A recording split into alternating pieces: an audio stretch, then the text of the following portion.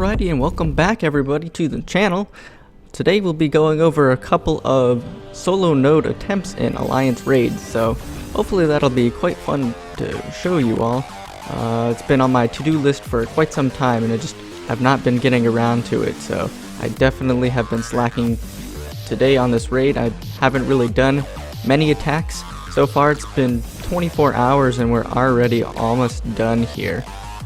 So likely we'll have this finished within the next couple of hours. It's been actually a slower attempt on this. But anyways, we'll be hopping in and I think I'll be starting off today with King of Games. And I have no power stones, nothing. He is currently maxed on stars and his gear almost just needs that level 80 for that final piece. So for him, his most important abilities are his Bull Rush and his Big Buddy. Big Buddy is so it can draw aggro, and it does a pretty strong attack once you have it leveled up, but the Bull Rush actually does quite a bit of his damage. His Trap ability just applies vulnerability, which is the main use for this, and that helps with killing things. And what changes is once you get him to 5-star, he gets this ultimate dragon, and it has a very far cast range, and it's basically a ticking bomb. You have 15 seconds for it to tick, and then once it's cast, then it aggroes everybody. And so that could be problematic at some times, so one of the ways around it is to just constantly be moving him. But if that doesn't work,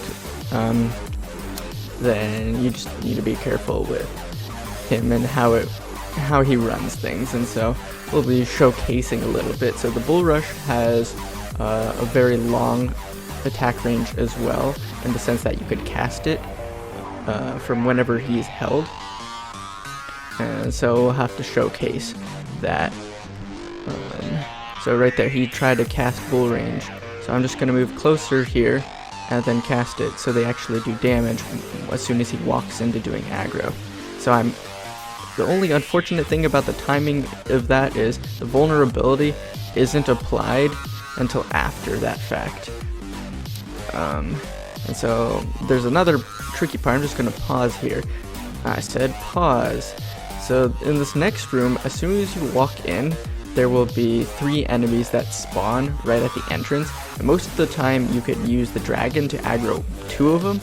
And if you have really good timing, you can use the dragon to aggro all 3 of them, but it's very difficult to do. So let's see if I could manage to pull it off here. Again.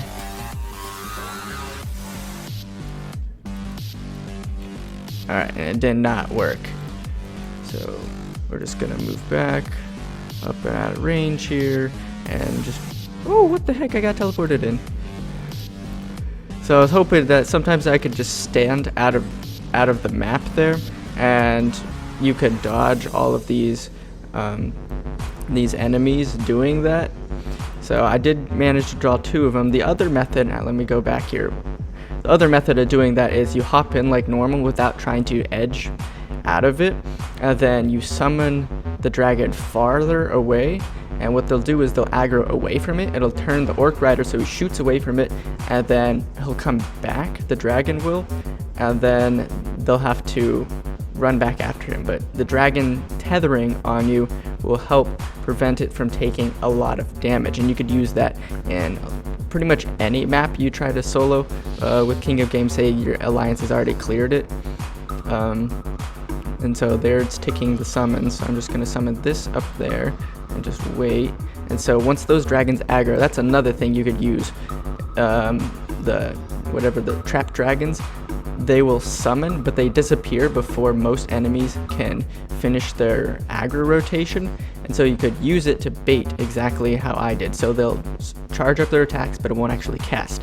And so then you'll summon the next round of things, and it'll charge up their things, and then cast. So I'm just going to cast that over there, and precisely like that, but he didn't tether fully like I wanted him to. And we're just going to keep chunking him down. I just have to watch out for the mobs. The second not the second, I think it's the second round of here is where it's the most dangerous for me.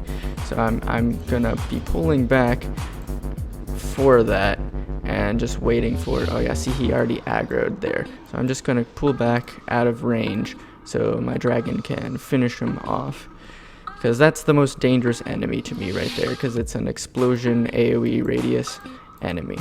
So I'm just gonna keep pinging away from a range, kill things, and then here I'm just going to wait until my dragon is back ready, and I timed that badly. I could have gotten into aggro range, but that's pretty much it for soloing King of Games. It was a super sloppy attempt. I'm trying to showcase all possible scenarios in a single video here. He can solo a node as early as basically as soon as you have his bull rush ability, because that's pretty much the thing that does the most damage for him. I should have looked at the stats, because that would have been a better showcase for it. But you need high levels of both his big buddy and his bull rush in order to clear his node easily. And then once you get this, it just adds a different strategy into getting his attacks. Yep, that was it for good old King of Games. Hope you guys enjoyed that video, and look forward to seeing you all with all of the rest of the videos I'll be showcasing and my channel. Hope you guys like it as well. We'll see you all the next time. Goodbye.